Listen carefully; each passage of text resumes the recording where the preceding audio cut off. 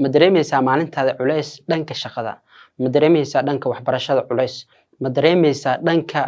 wax walba oo ku saabsan maalintaada inaa culays aad ka dareentid mar walba ku dadaal salaadaha xiliga loogu talgalay inaad tukatid waxay noqonaysaa caajiskii ku hayay shaqooyinkii kugu adkaayay inay culayskaasi kaaga yaraan doonaan wax walbana ilaahay taladiisa inaad saaratid sadaqadu waa gaashaan wax walba oo cilad ah ilaahay ayaa wuxuu kaga dhigaa difaac. Asalaamu calaykum waraxmatullaahi tacaala wabarakaatuh. Kusoo dhawaad Alkhaliiji aad mar walba kala socotaan barnaamijyada dhiirigelinta iyo horumarinta. Barnaamijkan inta badan waxyaabaha badan aan qofka bini'aadanka uu horumarin uu samayn karo ayaan inta badan soo qaadanaa. Ciwaankan wuxuu ku saabsan yahay ma dareemaysaa maalintaada culays dhanka shaqada ma dareemaysaa dhanka waxbarashada culays ma dareemaysaa dhanka wax walba oo ku saabsan maalintaada inaa culays aad ka dareentid waxaan kula wadaagi doonaa insha Allah xal fudud aad maalintaada ay kugu qurux badnaan doonto oo ay kuu noqoto maalintii adduunka kugu qurux badnaaday waxaan rajaynayaa insha Allah 3 qodob ayaan kula wadaagi doonaa 3dan qodob haddii aad samaysid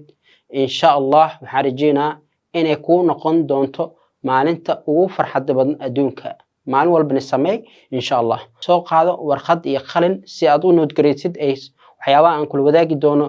ee mustaqbalka kugu anfacaan dad badan aad la wadaagtid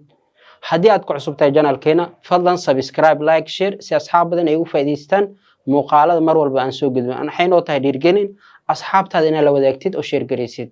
waxaan rajaynayaa insha Allah qalin iyo warqad inaad soo qaadatay diyaarna u tahay qodobadan aan kula wadaagi doono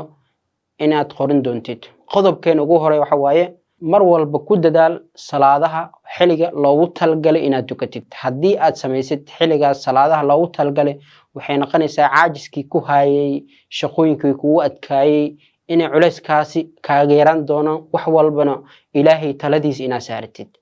qodobkeena labaad waxa waaye akhrinta quraanka iyo ducada mar walba ku dadaal inaad akhrisid quraanka xilli walba aad jaanis haysid jadwalna u samayso inay maalintii ugu yaraan hal juz ama 2 juz ama 3 juz ama 4 juz ina akhrisid sidoo kalena ducada waa laga maarmaan wax walba marka guriga soo bixaysid marka salaada aad tukanaysid marka salaada aad ka baxday marka guri shaqada aad galaysid mar walbana ducada kula socoto qodobka saddexaad kan ugu muhiimsan waxa waaye inaad baxsatid sadaqada waa gaashaan wax walba oo cilad ah ilaahay ayaa wuxuu kaga dhigaa difaac waxaan rajaynayaa insha Allah 3dan qodob haddii aad samaysid inay noqon doonto maalintii quruxda badnaad oo maalin walbana aad ku dadaali doontid insha Allah haddii aad ku cusubtahay channelkeena fadlan subscribe like share si asxaab badan ay uga faa'iideystaan muuqaalada mar walba aan soo gudbino waxay noo tahay dhiirigelin asxaabtaada la wadaagtid oo share gareysid waa inoo mar kale iyo muuqaalo kale oo sidan ku sii qurux badan. Assalaamu calaykum waraxmatullaahi wabarakaatuh.